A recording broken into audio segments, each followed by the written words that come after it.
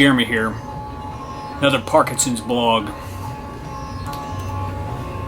One of the things that people wonder about when you get diagnosed with Parkinson's, like I did, was like, what would the first symptom be? How did you know something was wrong?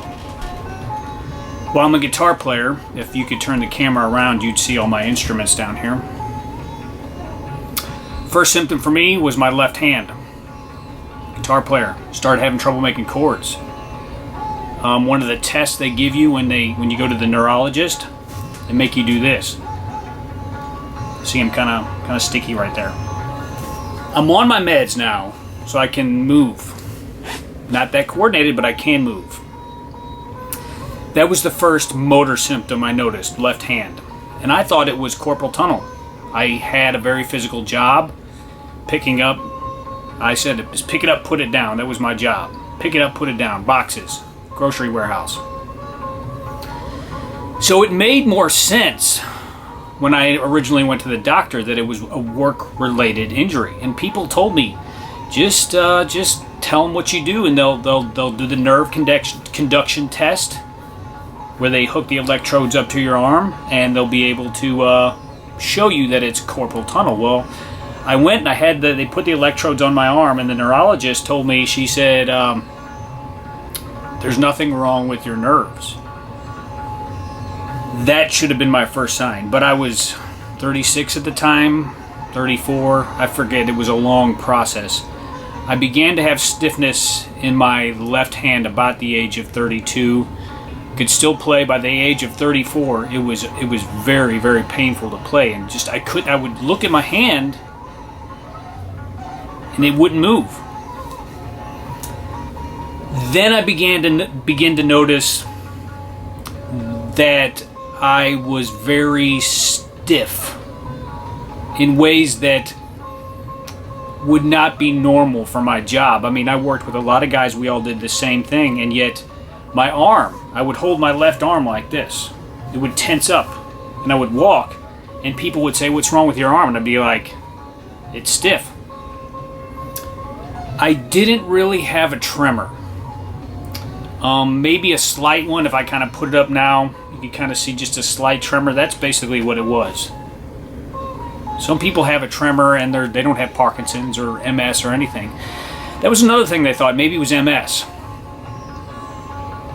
So they gave me a brain scan, put me in the, I guess it was a brain scan. They didn't tell me this at the time, but I suspected later on that they thought I had a brain tumor or MS. Once again, the test came back. There's nothing wrong in your brain. Well, that they could see. The MRI, I don't believe, can show Parkinson's. I don't know that there's an actual test per se that can actually show Parkinson's. I think there's something, but usually it's clinically diagnosed.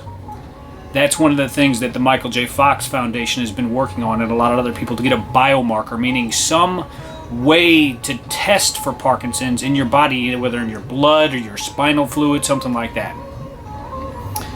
So I went through about a year of extensive testing, and nobody seemed to really be able to tell me what it was.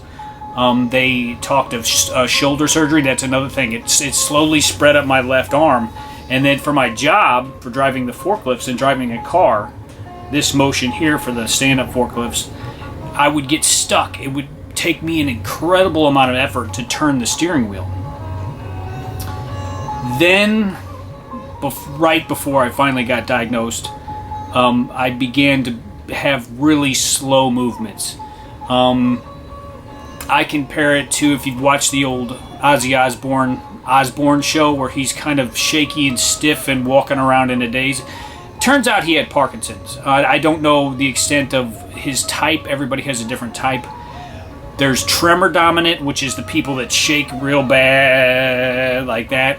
I do shake in the morning before I take my pill. Usually when I'm exercising, my hand will start to shake. So, long story short, because I have the second type of Parkinson's, or the stiffness dominant, I don't know if that's the technical term, and the slow movement, which is called I believe, bradykinesis. It's like slow moving. And that was one of the troubling things for me when I saw footage. I do a podcast sometimes and just like family videos and stuff, and I would notice I don't look right. Something is not right with me. And that's when my friends would say, well, there's always been something wrong with you. Well, thanks, guys. Thank you. But you're right. Then became the final stage before I really was diagnosed. And that was when my face started to get that stoned look. So I had mild tremor, extreme stiffness creeping up my left arm, and then the facial stuff. And then eventually, with the facial thing came what I call cloudy thinking. It's when you know that moment right before you get out of bed in the morning, or maybe just after you get out of bed, where if your son or spouse is crabbing at you and you're like, wait a minute, let me find out where I'm at, let me get my coffee. Well, just imagine that coming on in the middle of a day, especially when you're physically fatigued. That's when it really hits you, is when you're really physically fatigued. All that combined led to a diagnosis of Parkinson's disease. The lady who originally saw me for the nerve conduction test, I went back to her. She was my original neurologist, and she said, I think you have Parkinson's. Now, I knew enough. This is where people go, well, don't go on WebMD. Well, I went on WebMD, and everything that I found said Parkinson's. So long story short, she diagnosed me, and that was that. And they gave me some pills that worked pretty effective for a while, but that's for another video. So I just wanted to let you know, if you have stiffness, don't think it's Parkinson's. Most people have stiffness. It's the combination of foggy thinking, stiffness, anxiety, maybe holding your body, your posture. I think it's posture instability is what it's called. So, but once again, there wasn't enough red flags until I'd been basically dealing with it for 4 or 5 years. I mean, I go back so long.